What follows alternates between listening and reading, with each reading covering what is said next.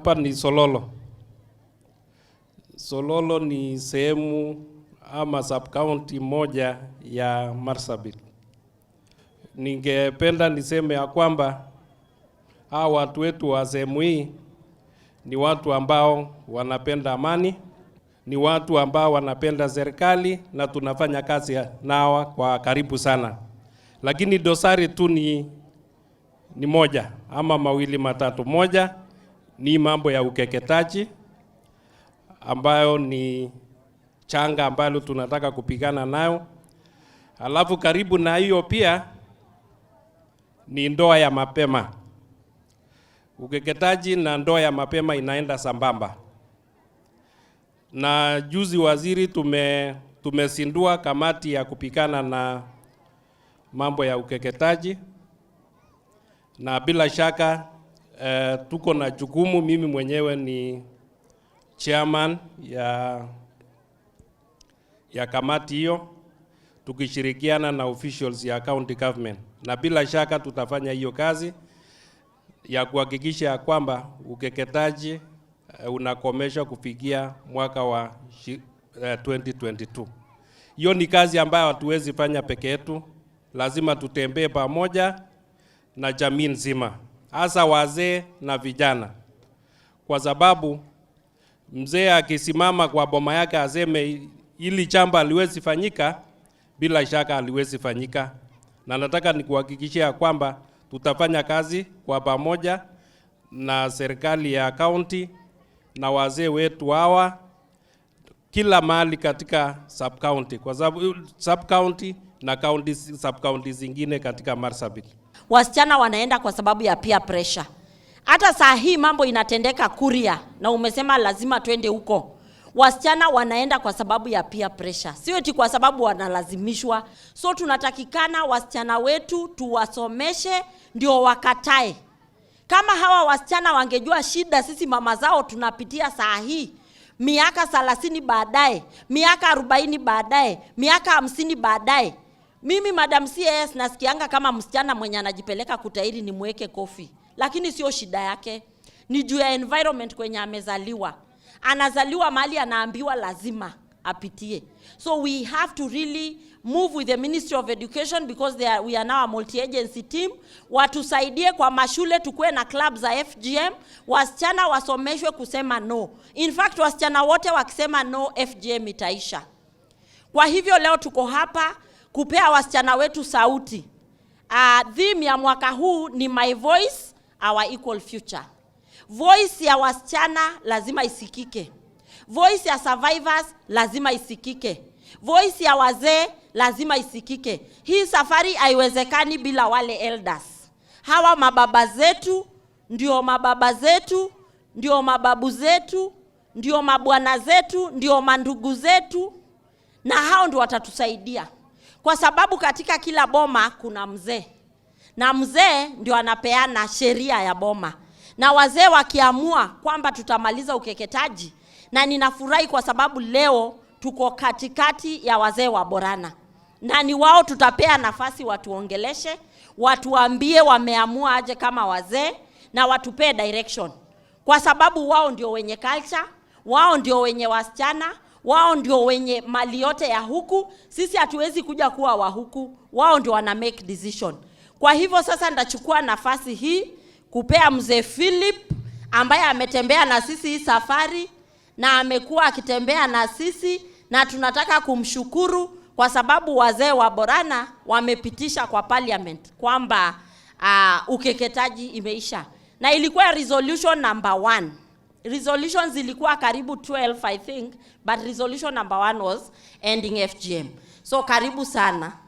Today is World Girl Day, siku ya wasichana katika dunia.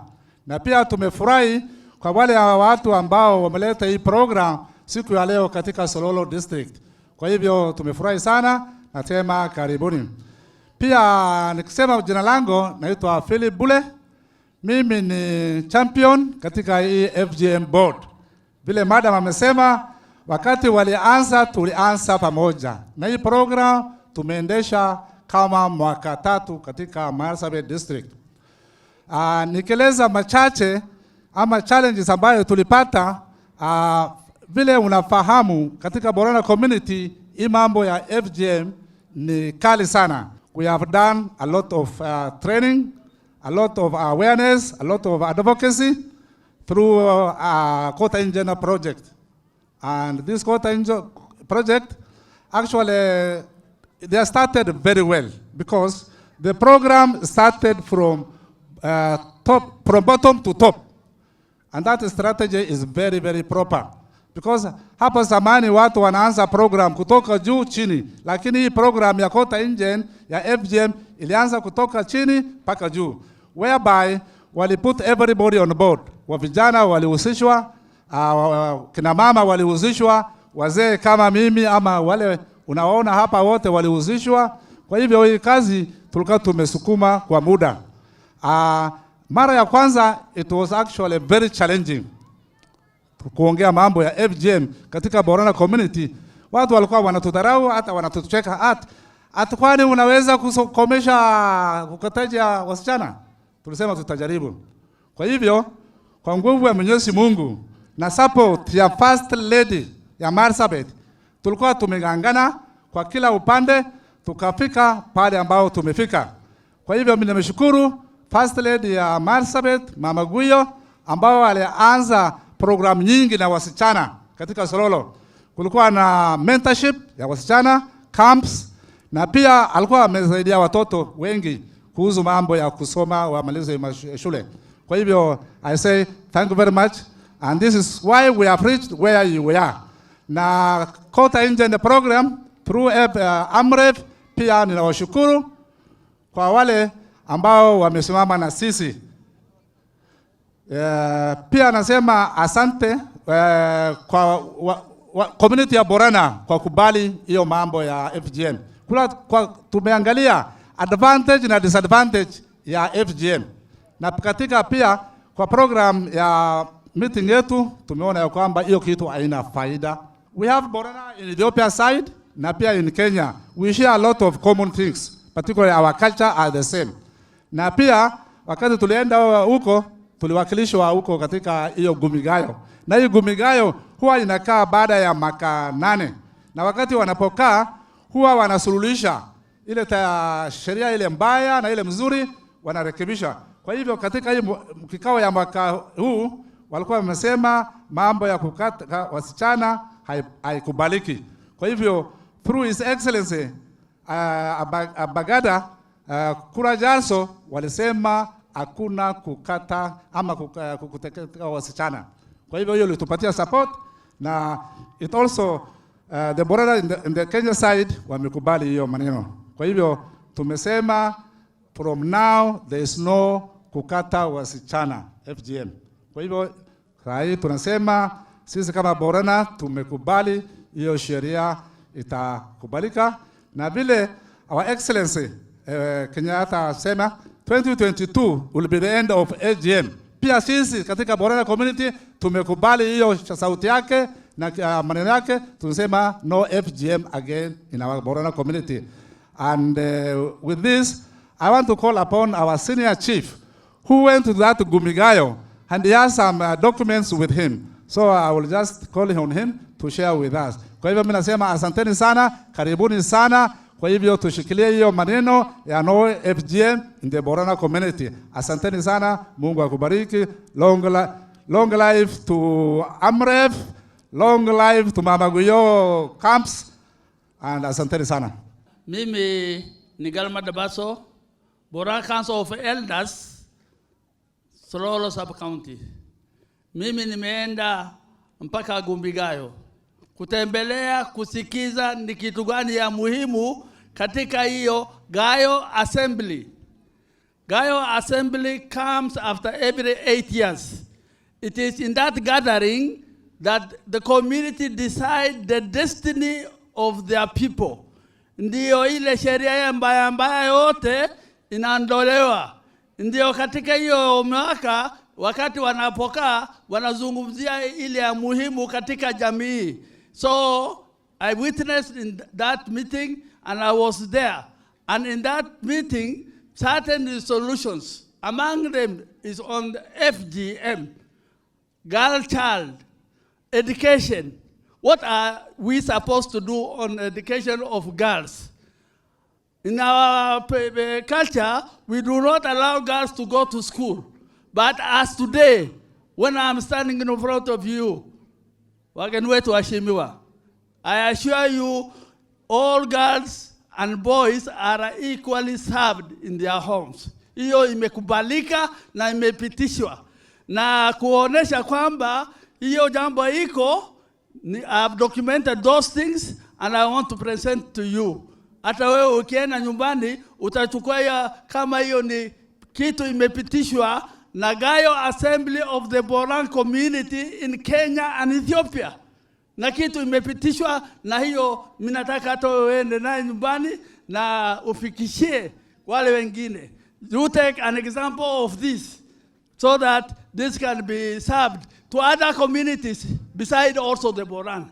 Kama msichana anakeketezwa, lazima atalipa ng'ombe moja.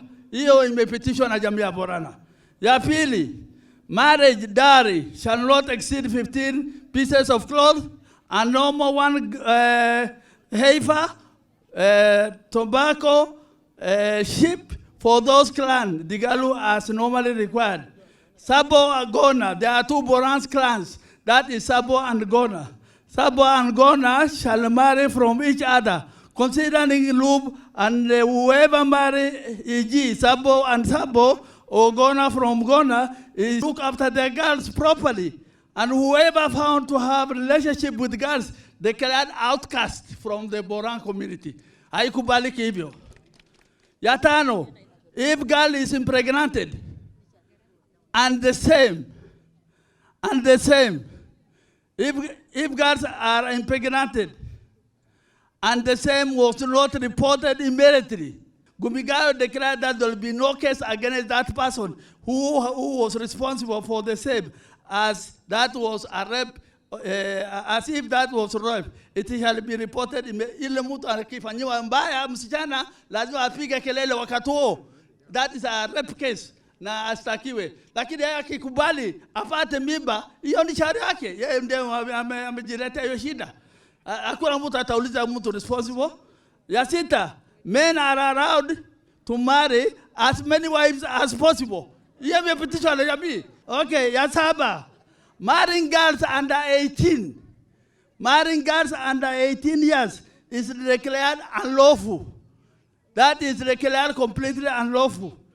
Number 9, boys and girls shall be educated equally. Number 9, killing of wild animals starting from the smallest, that is diki-diki, is declared illegal. Aya, ya 10, women are prohibited from leaving homes and undertaking unnecessary visits to places without their husband. Hiyo imekataliwa kabisa. Kwa wanawake ende tu ovyo ovyo. Katika manjata kutafuta nini? Bila bwana kujua. Aya ya 11. Men are prohibited from serving themselves with food or drink in their houses without the consent of the wife. Hiyo ni declaration ya Borana Gumigayo. And on the opposite page, that is written in Kiborana and in Oromo language. So with that few remarks, I take this opportunity. This is as the best report that we have for you. To start with, I'm so much honored to be here. Also, I'm so much honored to be here to welcome all these distinguished guests to talk about FGM. FGM has been an issue. We practice, but we've done a lot. We've gone from grassroots, door to door, communities, village elders, trying to talk to them, to sensitize them on harmful effects of FGM. And I'm so happy. As much as it was our culture, we realized it is a bad culture, and our elders, they have talked about it, they have realized, and they have declared FGM as illegal and harmful. Thank you so much. Mbeleni tulikuwa tunafundisha sana, kuhusu ukeketaji. Tukisema ukeketaji ni mbaya, inadhuru afya ya mtoto wa msichana kutoka saa zile amekeketwa. Tumefundisha kutoka school girls, tumeweza kutembea kwa maboma, tumeweza kuongea na wazee. Leo nimefurahi sana, tunaongea kuhusu ukeketaji, which is kabankaba in my language, which was before a stigma. You are not even supposed to measure FGM. Haufai hata kusema kwa sababu ni aibu. Lakini leo nimefurahi sana. Wazee, wakubwa, watoto, wamama, kila mtu tunaelewa kwamba ukeketaji ni mbaya. Na nashukuru sana wale wazee walideclare kama waborana na wakapitisha kwamba ni mbaya na tuweze kuacha kufanya ukeketaji. Leo niko mbele yenu kama mwakilishi wa vijana hapa. Na tena kama mmoja wa champions ambao ameweza kupigana na janga la ukeketaji katika eneo zima la Sololo kwa muda wa miaka 3 sasa na mradi wa Court Engine. Leo nina furaha sana, furaha iliyo riboribo na kubwa sana. Maana ni nadra kuona kikao kama hichi kuweza kusherehekea maisha ya mtoto msichana katika jamii. Leo tena imekuwa ni sadfa kukutana na ile resolutions ambayo imeweza kufanyika kule Ethiopia na jamii yetu ya Kiborana. Resolutions ambayo imeweza kuelezewa bayana na baba wetu hapa, mmeyasikia yote ambayo sipendi kupoteza muda mwingi hapa. Sisi kama vijana tumeweza kupigana na janga hili kwa miaka 3 na tungependa pia ile kazi tumefanya watu waitambue na waipongeze kwa hali na mali. As part of the multi-agency, the role of Treasury, is to resource, do mobilization of every resources that needed. And actually, the Treasury plays a very key role because without money, you cannot do much. But we are ready to work with all development partners, and we support anti-FGM through the Ministry of Public Service and Gender and the anti-FGM board. I celebrate the girl this far that they have come, and I wish you all the best. God bless you. My name is Isadia Hoyd from the Ministry of Labor and Social Protection. As a ministry, we are led by our able CS, who is part of this campaign against FGM, with his 2 principal secretaries that are supporting every move to ensure that the presidential degree of ending FGM by 2022 is real. And therefore, I'll read his speech, then I'll hand over to you, Madam CS, for your records, and to just know that the Ministry of Labor and Social Protection is with your ministry in ensuring we end FGM by 2022. Ladies and gentlemen, it is a great pleasure to be here today as Kenya joined the rest of the world today in marking the International Day of the Girl Child. This year, the day is being commemorated under the theme, My Voice, Our Eco Future. The theme underscores the importance of girls living free from gender-based violence, harmful cultural practices, and HIV/AIDS. We highlight and address the needs and challenges face and promote girls' empowerment and the fulfillment of the fundamental rights. Women and girls with disabilities are twice as vulnerable as those without disabilities. And due to various mobility challenges, they may not manage to defend themselves from being victims of harmful practices. Girls with disabilities face a lot of stigma, and FGM increases the stigma twice as much. Violence Against Children Survey Report of 2019, it is clear that the 2 out of 5 girls experience different types of interpersonal violence that tend to occur at different ages of their development. These can include direct experiences of physical, sexual, and emotional abuse, and as well as indirect experiences such as witnessing violence in homes, schools, and communities. High level of acceptance and normalization of violence against children and women by adolescents and young people was revealed in the survey.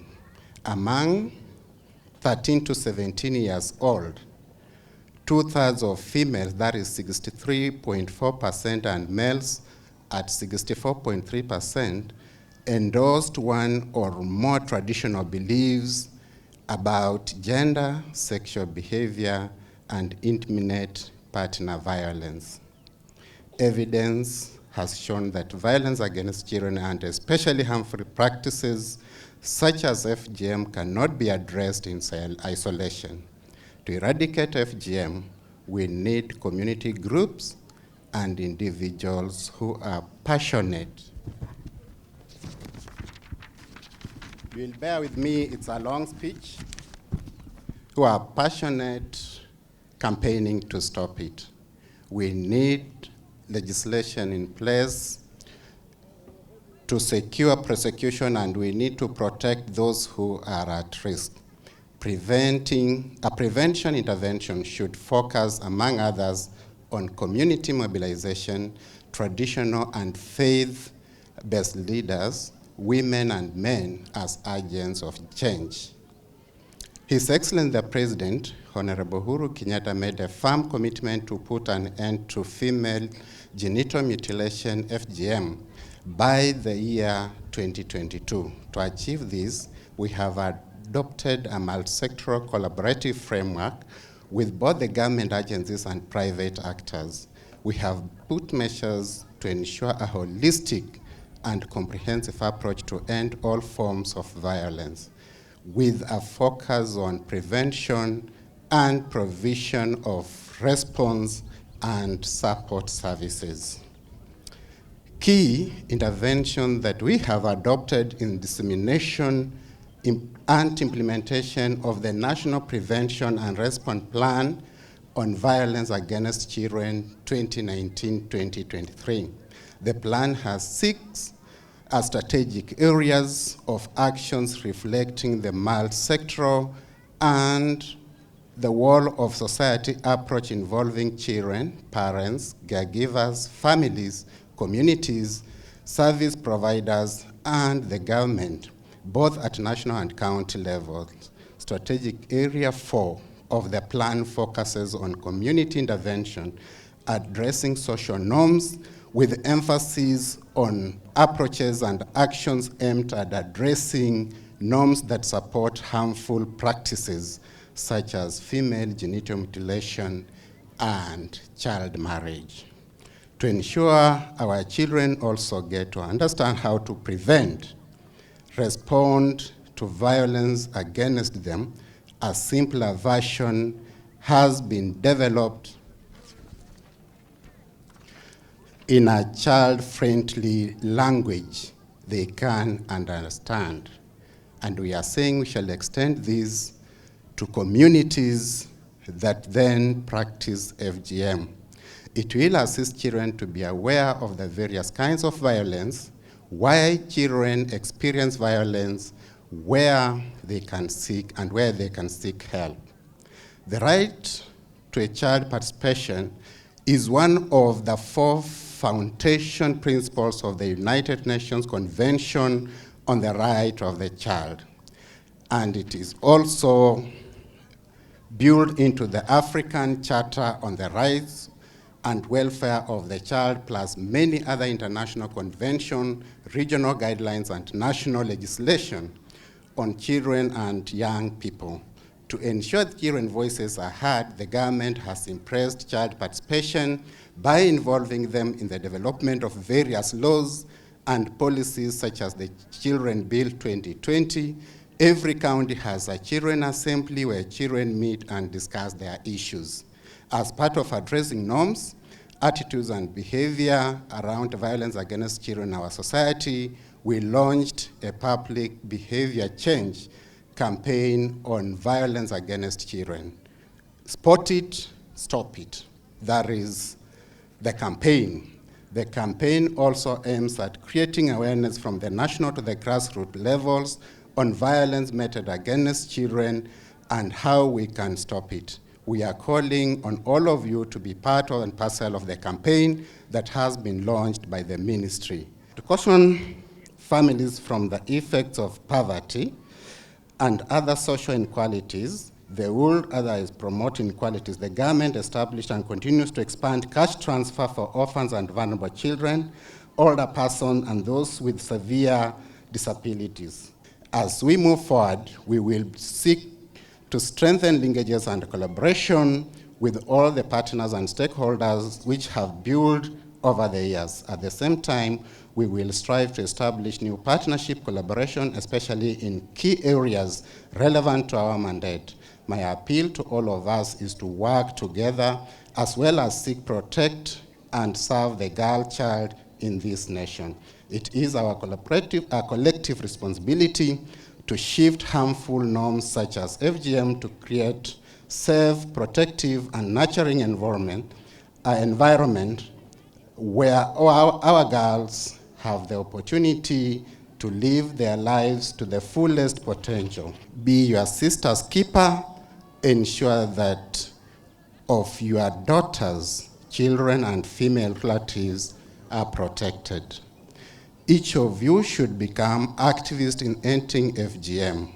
We should all internalize and understand why this practice is harmful, and we should not hesitate to voice it out in any forum that we attend. Take the girls to school, include girls with disabilities, since all children deserve an equal opportunity to realize their potential. The tradition circumcisers should be part of this campaign to end FGM. They should be part of the conversation. I want to believe that you know them. You should ensure they are aware of the effects of this practice, and they should participate in ending it. Each religious leader here should make it their agenda to ensure that their followers understand the negative effects of FGM, and this practice adds no value to the life of the girl. Asanteni sana na Mungu awabariki. Thank you. My name is Verity Muganga from the State Department for Gender. Ni idara ambayo inashughulikia masuala yote ya jinsia, and I would like to say here we are the mother department. We have our mother ministry here represented, so I'll not talk much. And what I would like to say that I'm responsible for gender policies and research in the department. And we also have other programs, that is gender mainstreaming, that is ensuring that everything that we do, we consider women and girls, men and boys, because they have different needs, they have different challenges, and so they have to be considered. We are also the mother of socio-economic empowerment of women, what you have seen here, the funds, and also all the other GBV programs. So tunashukuru sana kuwa kati yenu wakati huu tukizungumzia na tukisherehekea kwamba FGM tunataka tuimalize. I'm also in charge of monitoring what is happening in Kenya over gender issues.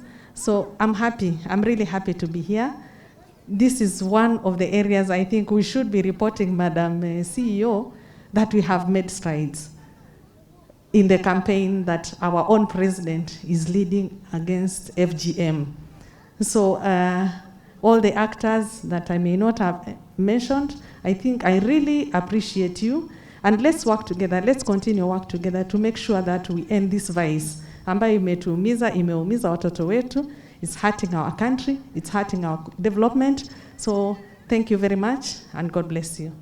Kama rais wetu wa Kenya amesema, kama kule mnachukua sheria imesemekana, kama imesemekana haiko Quran, hata mimi ni Mkristo na nataka kusema haiko kwa Biblia. Hapa kuna Wakristo. Biblia inazungumzia peke yake kukatwa kwa mzee ambaye alikuwa anaitwa Abrahamu. Lakini hakuna pahali Sarai amezungumziwa. Ile iko Mungu alisema binadamu mama akiwa hivyo ni mzuri.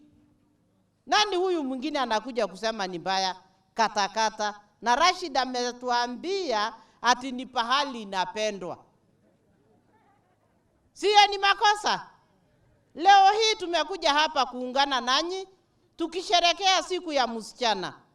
Hii ni an international day ambayo ni ya United Nation imetengwa tusherekee huu msichana, ndi huyo msichana ajue haki yake na akue akiwa na mwili yake timamu kama haijakatwa.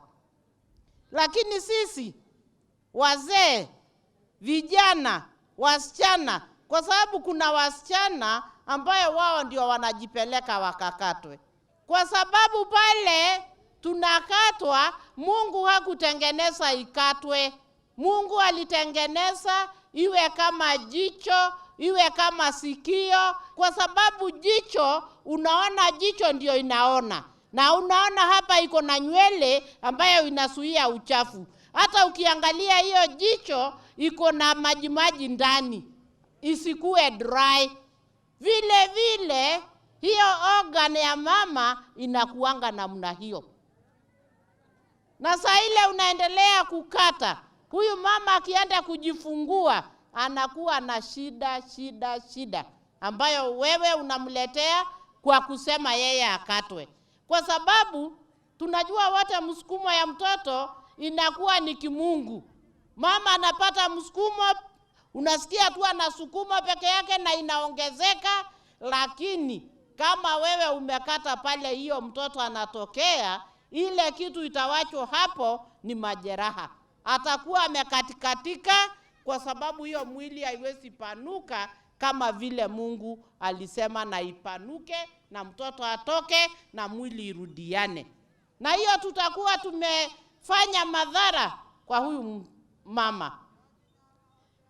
Dakika hii mimi na furaha kubwa. Hata sijui kama nitaongea yale niliongea juzi. Kwa sababu nikiona kwamba wazee wameenda Gumikayo assembly na wameleta declaration ya huko kwamba hakuna msichana atarudi kukatwa. Sio ni furaha kwetu? That is what we can be proud of, and we can build on that and ride on that, and that's why we are here today to make sure kwamba hiyo tu haijapotea. Hiyo tumechukua kwa nguvu na tutaitumia kwa waborana, na museme asante kwa wale wazee wa hiyo assembly ambayo wametusaidia kuokoa mtoto msichana. Kwa sababu mtoto msichana ni mtu muhimu sana. Na mkiendelea kuwakata, elimu yao hawatapata vizuri. Na mkiendelea kuona mtoto msichana kama ni mali tu analeta kwa boma, itakuwa ni makosa. Kwa sababu development ya hii inji inahitaji msichana, tushikane pamoja tuweze kulete maendeleo kwa hii inji yetu. Lakini wote tukikushia kwa mabwana, na hapa tumesikia kidogo imesekana sijui ati mama asifanye nini. Si unaona hatuna authority tukiwa hivyo? Lakini tukipata elimu tutakuwa empowered. Na hiyo empowerment yetu tutatumia kudevelop our country, our families na watoto wetu. Na FGM board, sisi tumeweza kukaa chini na kuangalia ni counties gani inafanya tohara, na sasa tuko hapa Marsabit kwa sababu ni moja ya counties ambayo inafanya tohara na iko juu. Kwa waborana sijui kama iko kwa 61%, na kwa zile kabila zingine ambayo munaishi hapa na wao, they are all high. They all have a high prevalence of female genital mutilation. And in Kenya, we have 22 counties ambayo tohara inafanywa. Boramba baro, Fafa Yuma, Nagendi Badada, Jole Urgoftu, Bombatani Rob Getani, Wakadane Nuroba, Galatoma Saninjet, Madam CS, nachukua fursa hii kukaribisha rasmi katika kaunti ya Marsabit, especially town nzuri yenye mandhari ya kupendeza ya Sololo. Karibu sana Sololo. Sololo ni mji ambao ni iko kati ya milima mbili, tunaita town katikati ya milima Garaboti Gara Borole Jiduge Rakasini. Laftiak Sololo at County Marsabit kesin jirti. Sare Castle. Sololo leo tuko na furaha sana. Ka Kenya mzima kesa, Madam Cass, allow me to mix the language. Ka Kenya mzima kesa guya dubra Sololo sherekani wari kunini kabisa nagas gake bae gadufe galat guddok aba ulfin gudda akwar Sololo nuhenne ulfin gudda ak Marsabit County nuhenne galat guddisine de bisufik am nuinaka Marsabit County fledu waliyan ganedu jolle dubratan waliyane gadis gamme de jolle maredu waltiame wabarsis kabarsisinu wani guddonu gafas barsim akisiti akina fufiti akisino jaguddatele warufitini jabefachu dandet akisunara kadan wa kadan su warwa oje sana chakastan kadanne abanga datena His Highness Kurajarso the 71st Bagada declared illegal to FGM. I think we should clap for him wherever he is. Ililisa hapa Bagada he nati. Alafu abanga da male wanjede ijolegan kudani sadeti tijala ifudinae. He said no to early marriage. So we should also be very happy because of that. And thirdly, alisema iraf dubarti agitaka, equal rights for boys and girls in the Borana community. I think that calls for a celebration amongst the people living in Marsabit County, especially Sololo, which is predominantly Borana community. Madam CAS, we have held several camps in this county where we've gone across board and trained over 1,200 girls on their rights in a program called Gadis Game. In this program, we've been training them about their self-awareness and motivation. And you can attest that when the girls stood up to speak to you, they were confident and they were able to talk about things that they are not normally able to talk out. They were taught about FGM, early marriages and forced marriages, their democracy and human rights, and their right of their life skills, hygiene, and academically they were counseled. For the first time, Madam CAS, we had a great improvement in Sololo sub-county in terms of academics before COVID. But hopefully, when things change and we are able to do the national examination and we are able to do this public gathering, with your support and support of other partners like AMREF, Kota Injena, Concern Worldwide, County Government of Marsabit, and other UNFPA and other non-state actors, we will continue encouraging them. This calls for advertisement. Madam CAS, itabidi sasa tuongee, itabidi tuwaeleze wale wako mashinani kuwa Abagada amesema. Ni ombi langu kuwa anti-FGM board na ofisi yako na ofisi ya agenda ya Marsabit mtashikana kufanya ujumbe ambao utakuwa ukiwekwa katika station zetu, ndio kila mtu asikie hili ujumbe. Tunasema kuwa Abagada yetu amesema inkutina intukina edabangada murtira Abagada indina murtiba Abagada indina murtira Abagada indina. Kwa hivyo do not touch, do not cut. Intukina inkutina, and do you agree with me? Tunakubaliana.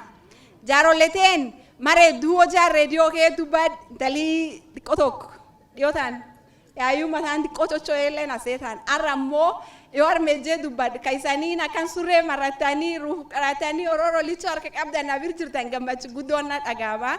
Nami rabagada murtinsi hajaba to no to FGM of arkol kabada. We, Madam Cass, you can see all our administrators, our elders, and everyone agree with the Gumigayo declaration that it is wrong to cut, and they are going to support you. And you will be surprised that before 2022, ours will end. Because if Abagada amesema it is law, we have to abide by it. So nami tayari nkutin to kolena mdebie nkuta nini. So boran kesu wanik argudo wan kan du batanif injirti. The other thing I would like to talk about is, these messages, Madam CAS, need to be passed at the grassroots level. We need people who at that level to be able to disseminate this information. You saw the youth representative working with Kota Injena, who is very passionate, who spoke about what they do. But there are others who do not do what is expected to do, but live large in Nairobi and give false information about what's happening. It is important for both the anti-FGM board, the Ministry of Gender and Social Services, and even our Ministry of Gender, to be able to know who are these people who work so closely, so that we are not just talking, we want to walk the talk. Allow me, Madam CAS, to recognize, and they have already spoken, a few people who have made this day and many other activities in Sololo happen. Dahabo Abagaro is a trained nurse. She has no business speaking about FGM and all those things. But what she sees and what she goes through made her a champion on her own. She is a volunteer. Wherever she is, she can wave.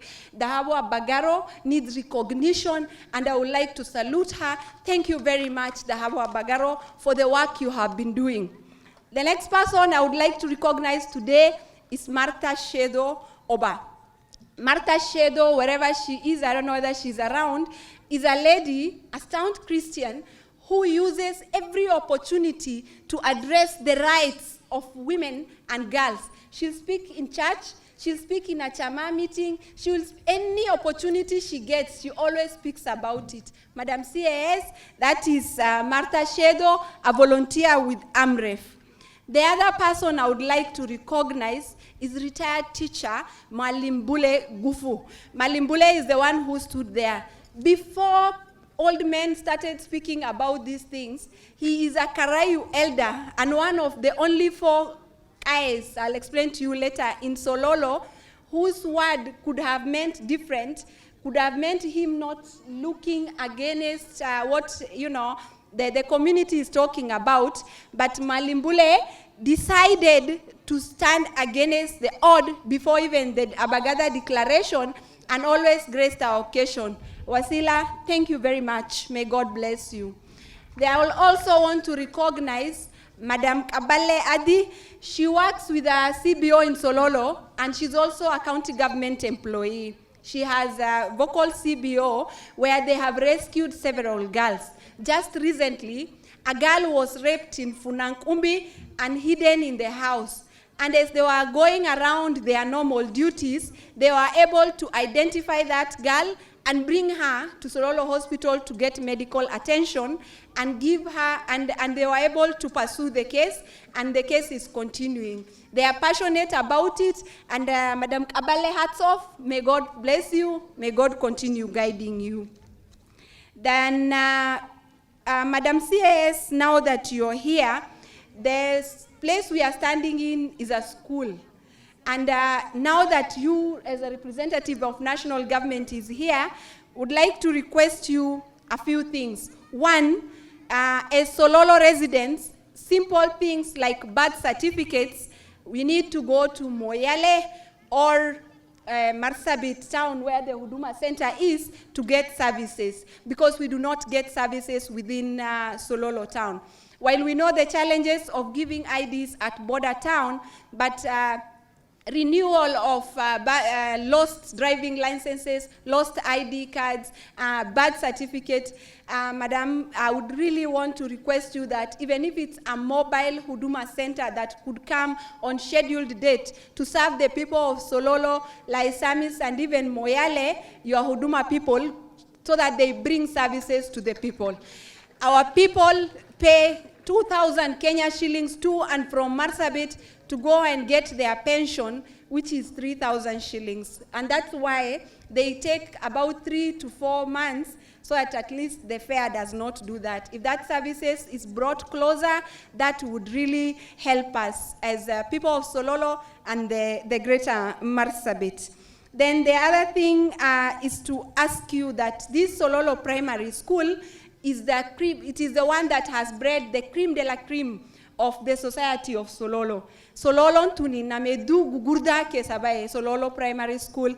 Madam Kas, naomba, if you could talk to your Ministry of Education National, you could talk to Professor Magoha so that he can do for us an upgrade of our boarding facility and a modern kitchen and dining so that we can have, even if it's a resident counselor, and when our girls get issues out there, they can be attended to. That will really help us as a Sololo community.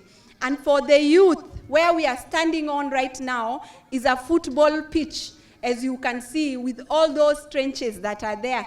If the ministry can assist us in doing upgrading of this field, then that will be very beneficial for the people of Sololo. Madam CAS, I know that today we are not here to talk politics, but I also know that you are a politician. Sololo is the hotbed of politics.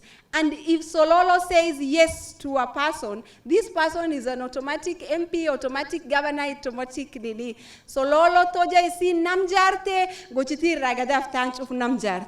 Nuhuru Kenyatta, guyak arale ajar. Borile injar, guyala mestolek arajar.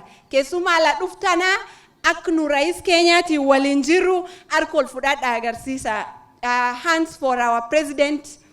And that tells you that the people of Sololo, and by extension, the governor of this great county, is with the president, and the directives of the president of ending FGM by 2022 will be achieved, and we put God first, that it shall be done first in Marsabit sub-county.